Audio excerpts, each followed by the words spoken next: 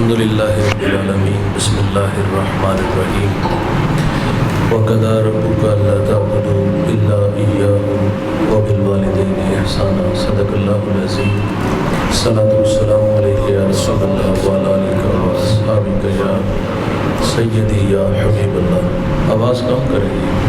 حمد و ثنا کے بعد عزت و تکریم کے لائق تشریف فرما مقتدر علماء، معزز محتشم حاضرین، السلام علیکم ورحمۃ اللہ۔ میں اور آپ آج یہاں جس مقصد کے لیے حاضر ہوئے، عزیز بھائی محمد عدنان صاحب آپ کی والدہ کی روح کو اصحال ثواب کے لیے ہم سب جمع ہیں۔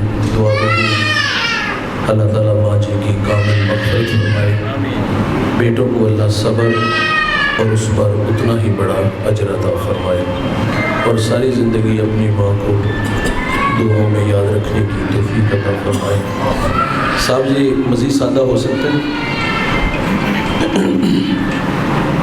ارشاد باری تعالیٰ ہے، تیرے رب نے فیصلہ فرما دیا اللہ کے علاوہ کسی کی عبادت نہ کرو، وبالوالدین احسانا، اور والدین کے ساتھ حسن سلوک سے پیش آؤ۔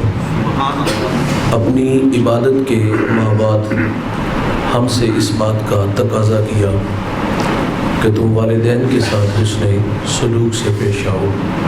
نبی رحمت صلی اللہ علیہ وسلم فرماتے ہیں، اللہ کی رضا والدین کی رضا میں ہے، اور اللہ کی ناراضگی والدین کی ناراضگی میں ہے۔ جس نے ماں باپ کو راضی رکھا اس نے اللہ کو راضی کیا، اور جس نے ماں باپ کو ناراض کیا اس نے اپنے اللہ کو ناراض کیا۔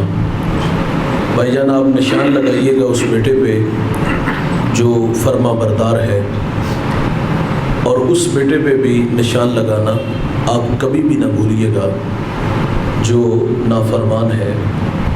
آپ کو دنیا میں رزلٹ ملے گا، فرما بردار بیٹا جیے گا شان سے، مرے گا ایمان سے، اور جو نالائق ہوگا، نافرمان ہوگا، خدمت سے جی چرانے والا ہوگا، وہ دنیا میں بھی ذلیل ہوگا، اور جب داور محشر جو قیامت کا منصف ہے اس کے سامنے جائے گا تو سر پر عزت کی دستار نہیں ہوگی، بلکہ ذلت و رسوائی کا سامنا کرنا پڑے گا۔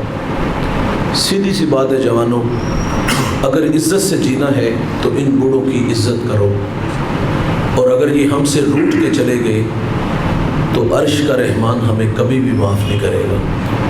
آج سے تقریباً 1.5 اشرہ پہلے کی کہانی ہے۔ میں ایک سفر میں تھا تو مجھے سر راہ ایک بوڑھا ملا، خدا جھوٹ نہ بلائے تو اس بوڑھے کی عمر 80 برس تھی، دودھ کی طرح سفید ان کی داڑھی تھی، ہاتھ میں عصا، سر پہ کپڑوں کی گٹھڑی ہے، چل چلاتی کڑکتی دھوپ ہے۔ اس بوڑھے کا سارا بدن پسینے سے شرابور تھا۔ گزرتے میرے قدم رک گئے، میں نے انہیں ساتھ بٹھا لیا، اور میں نے محسوس کیا کہ یہ بوڑھا زخمی ہے، اور یہ زخم کسی پرائے نے نہیں اپنے نے دیے ہیں۔ میری باتیں الجھی تھیں۔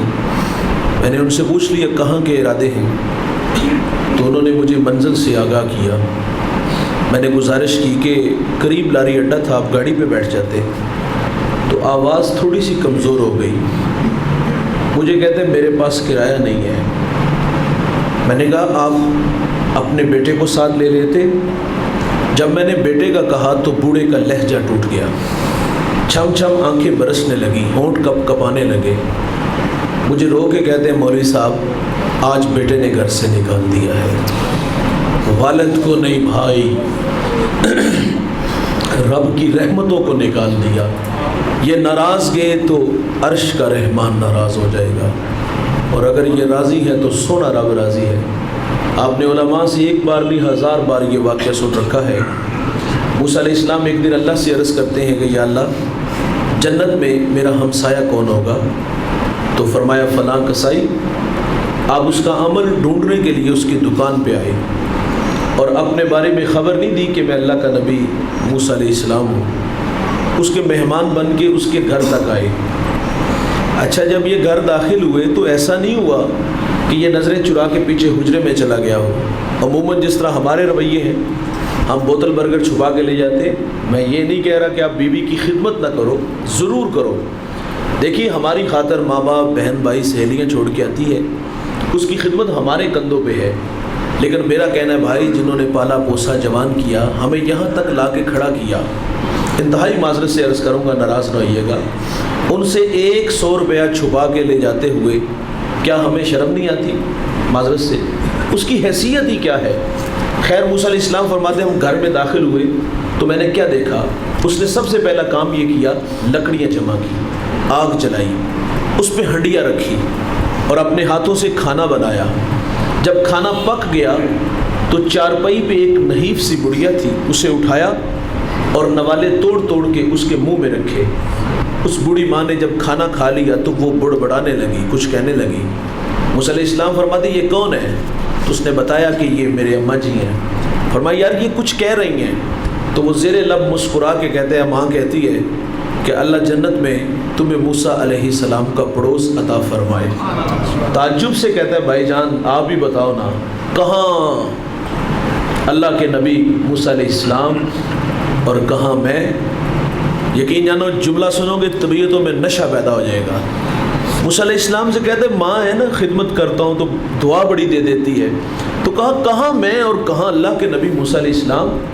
تو موسیٰ علیہ السلام فرماتے میں تیرے سامنے کھڑا ہوں، میں تیرے سامنے کھڑا. اور خدمت نبی سے ملا دیتی ہے بھائی، اور ان کی خدمت زندگی میں کرو. مرنے کے بعد لکیر پیٹنے والے لوگ ہیں ہم دیکھتے جب ختم کا موقع آتا ہے تو آدھی مسجد ہم پھلوں سے بھر دیتے اور باقاعدہ تاکید کرتے کہ مہنگے سے مہنگا پھل آئے. وہ بھائی زندگی میں ہم تھوڑا سا اپنے دماغ پہ بھی زور دیں. 2 ماہ پہلے ڈاکٹر نے بھی تو تاکید کی تھی انہیں اچھی غذا کی ضرورت ہے، وہاں شاپر چھپا کے لے جاتے تھے. آج مرنے کے بعد انواع و اقسام کے کھانے پھل لے آئے، زندگی میں کھلاؤ بھائی. قبرستان جاتے جوتے اتار کے اور الٹے قدم آتے ہیں. کیا یہ ادب ہم نے زندگی میں کیا؟ گالیاں دیتے رہے، برادری میں پرے، پنچایت میں رسوا کرتے رہے. یہ ادب زندگی میں کرو بھائی. یہ دولت بڑی ہے، اس دولت کی قدر کرو، اور جنہوں نے قدر کی ان کی قدریں آج بھی بحال ہیں. تو ماں باپ بہت بڑی دولت ہے بھائی. اور میں تو ماں باپ کی مثال بورڈ کے درخت کے ساتھ دیتا ہوں. میرا تعلق ایک دیہات سے ہے. ہمارے دیہاتوں میں جب لائٹ چلی جائے تو ہم 4 پہیاں اٹھا کے بورڈ کے درخت کے نیچے آ جاتے ہیں. اس کا سایہ گنا ہوتا ہے، گرمیوں میں ٹھنڈا ہوتا ہے، سردیوں میں گرم ہوتا ہے. نیچے بیٹھنے والے آسودگی محسوس کرتے ہیں، لیکن ہمیں یہ احساس کوئی نہیں ہوتا کہ اس درخت نے اپنے اوپر دھوپ کتنی برداشت کی ہے، کتنی دھوپ برداشت کر کے ہمیں ٹھنڈا سایہ دیا. قدر نعمت زوال نعمت کے بعد ہوتی ہے دوست. اس درخت کی قدر اس وقت ہوتی جب وہ درخت کاٹ لیا جائے، ہٹا لیا جائے. مجھے بتائیے گا جہاں کبھی شجر تھا، لائٹ چلی جائے، ہم 4 پہ اٹھا کے اس کے نیچے آئیں، آسودگی ملے گی؟ نہیں ملے گی بھائی. دیوار کا سایہ ڈھونڈیں گے، آسودگی نہیں ملے گی. اور ماں باپ بورڈ کے درخت کی طرح ہوتے ہیں دوست. یہ سارے زمانے کے دکھ، آزمائشیں، تکلیفیں اپنے اوپر لے لیتے ہیں، لیکن اپنی اولاد کو تتی ہوا نہیں لگنے دیتے. میں رات کا مسافر ہوں، اکثر لیٹ گھر جانے کا مزاج ہے. میں جب بھی کسی بڑے شہر سے رات 2-3 بجے گزرتا ہوں تو میں دیکھتا ہوں فیکٹریوں سے بوڑھے جوان کام سے فارغ ہو کے گھروں کی طرف جا رہے ہوتے ہیں. جوانوں کو دیکھ کے مجھے کبھی بھی تعجب نہیں ہوتا. بات سمجھ میں آتی ہے یہ کچھ خواب اور سپنے دیکھے انہوں نے، اور ان خوابوں کی تکمیل کی دوڑ ہے. یہ کھاریاں کا امیر ترین شخص بننے کا خواب دیکھتا ہے، اور اس خواب کی تکمیل کے لیے اس نے 8 نہیں 18 گھنٹے کام کیے. اس نے پردیس کے دھکے بھی کھائے ہیں. تو بھائی جان جوانوں کو دیکھ کے تعجب نہ ہوا. اس کی آرزو تھی کہ میرا گھر ہمسائے کے گھر سے بڑا گھر، اور ہمسائے کے گھر میں کھڑی گاڑی سے یہ بڑی گاڑی چاہتا ہے. مجھے تعجب نہ ہوا. تعجب تو بوڑھے کو دیکھ کے ہوا. یہ وقت آرام کا تھا، خدمت کروانے کا تھا. یہ سائیکل پہ نکلتا ہے، 10 جگہ سانس لیتا ہے. فیکٹری جاتا ہے، کام نہیں ہوتا تو مالک گالی بھی دے لیتا ہے، گالیاں بھی کھا لیتا ہے، مشکل سے فیکٹری پہنچ بھی جاتا ہے. تو اتنی محنت یہ بوڑھا کیوں کرتا ہے؟ شاید کے پیٹ کے لیے یہ احساس کبھی کبھی روکتا ہے. اس کی بھی تو آگ بجھانی ہے نا، اس پیٹ کے بھی تو کچھ تقاضے ہیں. شاید کہ یہ پیٹ کے لیے اتنی محنت کر رہا ہے، لیکن جب عمر دیکھتا ہوں منہ میں دانت نہیں، انواع و اقسام کے کھانے پھل نہیں کھا سکتا. یہ بوڑھا اپنی ذات پہ کیا خرچ کرتا ہوگا؟ صبح چائے رس رات دلیا. اپنی ذات پہ 50 روپے خرچ کرنے والا فیکٹری میں 18 گھنٹے کام کیوں کرتا ہے؟ میں ماں باپ کی عظمت کو سلام پیش کرتا ہوں. اور بھائی ان کے پیش نظر ہوتا ہے پہلے بچے چھوٹے تھے اسکول پڑھتے تھے، اب کالج میں یونیورسٹیوں میں پڑھتے ہیں، تعلیمی اخراجات بڑھ گئے، اور ان اخراجات کو پورا کرنے کے لیے ہمارا بوڑھا باپ فیکٹری میں 18 گھنٹے کام کر رہے ہیں، اور ہماری بوڑھی ماں گھر میں سلائی مشین چلا رہی ہے۔ نظر والی یار اینک بھی لگ گئی، گھر شہر میں آ کے پڑھنے والوں بھول گئے ہو کس کی ماں نے کتنا زیور بیچا ہے۔ ہمیں بڑا دیکھنے کے لیے یہ خود ہارتے رہے۔ لیکن اچھا ایک اور چیز بھی ہوتی ہے ماں باپ کے پیش نظر نا، وہ کہتے ہیں چلو ہم نہیں پڑھے تو کل کو ہمارے بچے ہماری جگہ پہ نہ آ کے کھڑے ہوں، تو اس لیے ہمارے بوڑھے باپ نے فیکٹری میں 18 گھنٹے کام کیا، ہماری بوڑھی ماں نے گھر میں سلائی مشین چلائی کہ میری اولاد اچھا پڑھ سکے۔ لیکن صد افسوس دوست، صد افسوس، ہم بڑے ہوئے تو ماں باپ چھوٹے ہو گئے۔ یہ تو کوئی انگلش کا کوئی ٹیڑھا میڑھا لفظ بول دے تو اولاد مذاق اڑاتی ہے، ابا جی 4 کلاساں پڑھ لیندے گل تے کرنی ہوندی۔ یار ہمیں وہ ماضی اور ماضی کے اوراق پلٹ کر کے وہ دھندلا سا نقشہ بھی یاد نہیں آیا اپنے بچپنے کا، کہاں سے اٹھا کے کہاں تک لانے والے یہ ہمارے بوڑھے والدین ہیں۔ اور آج ہمیں ہمارے منہ میں زبان آئی اور آج ہم 4 پیسے کمانے لگے تو بوڑھے ماں باپ کا مذاق اڑانے لگے۔ 4 کلاساں پڑھ لیندے گل تے کرنی ہوتی، وہ رت جگہ وہ پردیس کے دھکے ہمیں یاد نہیں آئے۔ اور ایسی نالائق اولاد بھی ہم نے دیکھی ہے کہ جو ماں باپ کا تعارف کراتے بھی شرماتے ہیں۔ میرے دیہات کا ایک بوڑھا جوتے گانٹ گانٹ کر کے اس نے بچوں کو پڑھایا، بچے لاہور چلے گئے، یہ دیہات سے گڑ گنا سوغات لے کے چلا گیا، تو اس دن اس کے دوست بھی آئے ہوئے تھے، تو وہ ملاقات کر کے دوسرے کمرے میں جانے لگا، تو کسی دوست نے کہا یہ بوڑھا کون ہے؟ تو اس نے کہا یہ دیہات میں ہمارا ملازم ہے، اور ماں باپ ہماری خدمت نوکروں کی طرح کرتی ہے، لیکن نکمی اولاد کو تو نوکر نہیں سمجھنا چاہیے، کہاں سے اٹھا کے کہاں تک لانے والے۔ کوئی آج تعارف کراتے ہوئے شرماتے ہو، میں کہتا ہوں بھائی آپ بہت بڑے علامہ صاحب ہو، بہت بڑے سیاستدان ہو، بہت بڑے سرمایہ دار ہو، یار جب گھر جاؤ تو سارے سٹار اتار کے جایا کرو، جب گھر جاؤ تو وہیں 25 سالہ پرانا ببلو جو ماں ہمیں پیار سے پپو کہتی تھی یار وہ بن کے جایا کرو، ماں باپ کے سامنے بڑا نہیں یار چھوٹا بن کے جایا کرو۔ لیکن ہم گھر میں بھی جاتے ہیں تو بڑے بن کے جاتے ہیں۔ امام اعظم کتنا قادآور شخص ہے یار، شہر کا سب سے بڑا مفتی ہے، ماں بیٹے سے کہتی بیٹا میں نے فلاں بوڑھے عالم سے مسئلہ پوچھنا ہے، سواری تیار کرو۔ ماں سے یہ تو نہیں کہتے ماں جی سوال کرو جواب ملے گا، دلائل کی انبار لگاؤں گا، تشفی ہوئی ٹھیک نہیں تو چلے جائیں گے۔ یہ بھی نہیں کہتے اماں ان کے پاس جانے سے تیرے بیٹے کی توقیر کم ہوگی، یہ بھی نہیں کہتے ماں وہ عمر میں بڑے ہیں، علمی قد تیرے بیٹے کا بڑا ہے۔ او بھولے بالے بن جاتے یار، سواری تیار کرتے، ماں کو بٹھاتے اور اس عالم کے دروازے پر چلے جاتے، اور وہ دیکھ کر کے شرمندہ ہوتے کہ یہ تو مجھ سے بڑے عالم ہیں، اور آپ فرماتے حضرت میری ماں نے آپ سے کوئی مسئلہ پوچھنا ہے، ذرا ان کی تشفی فرما دیں۔ اگر سوال کا جواب نہ آتا تو امام اعظم آہستہ آواز میں سوال کا جواب بتاتے اور فرماتے تھوڑی سی اونچی آواز میں میری ماں کو یہ مسئلہ بیان کر دو۔ اور بھائی بڑے بن کے نہیں چھوٹے بن کے جاؤ، اور جنہوں نے قدر کی ان کی قدریں آج بھی بحال ہیں۔ میرے نبی یمن کی طرف منہ کرتے ہیں، قمیض کے بٹن کھولتے ہیں اور لمبے لمبے سانس لیتے ہیں، اور کیا فرماتے ہیں انی لا اجد ریح الرحمان، مجھے یمن کی طرف سے یار کی خوشبو آتی ہے۔ آپ جانتے ہیں وہاں کون تھے؟ وہاں حضرت اویس کرنی رضی اللہ تعالی عنہ تھے۔ یار ساری زندگی حضور سے ملاقات نہیں کر سکے، شرف صحابیہ سے ممتاز نہیں ہو سکے، لیکن انہوں نے خیر التابعین کا لقب پایا۔ یہ اعزاز ملا کیسے؟ ماں تھی، آنکھوں سے نابینا تھی، پیچھے کوئی خدمت والا نہیں تھا، خدمت روک لیتی ہے۔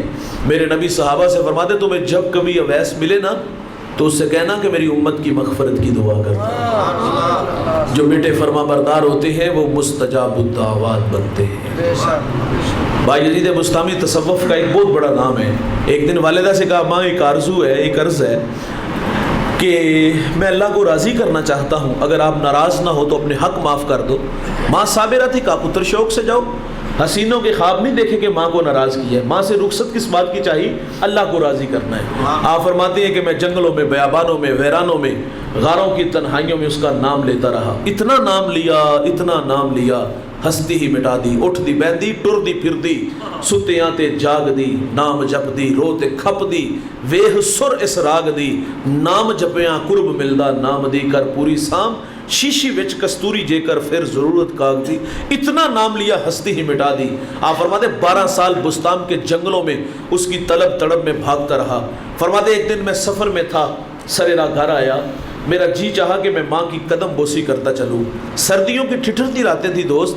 فرماتے دستک دینے لگا، آواز آئی با یزید ٹھہرو، اگر ماں کو سکھ نہیں نہ دیا تو دکھ بھی نہ دو، یہ وقت ان کے آرام کا ہے۔ یہ آواز کسی فرشتے نے دی تھی، یہ آواز ہمسائے نے دی تھی اور نہیں بھائی، یہ آواز اپنے ضمیر کی تھی۔ فرماتے اس احساس نے مجھے روک لیا کہ ماں جب بیدار ہوگی قدم چوم کے منزل کی طرف بڑھوں گا۔ تہجد کا وقت ہوا، فرماتے نالی سے پانی